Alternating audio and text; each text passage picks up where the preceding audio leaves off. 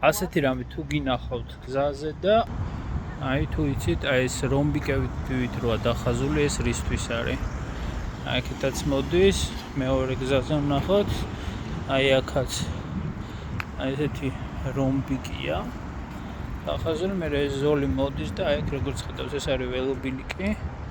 უერთდება ამას და მე სადღაც მიდის. და მიდის ეს ყველაფერი აი ამ შუქნიშანთან.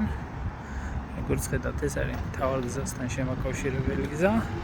იქიდან გამომდინარე, რომ აი იქ საკმაოდ ესე თქვა დიდი მოძრაობა, ეს ინდუქციური შლესი ეწოდება მას. ანიშნებს შუქნიშანს, როდის დგას მანქანა ან ამ შემთხვევაში ველოსიპედი ან მოპედი შუქნიშანთან. და მხოლოდ მას შემდეგ ირთვება, ესე ვთქვათ, მწვანე შუქი. ხოლო როცა ყველა მანქანა გაივლის,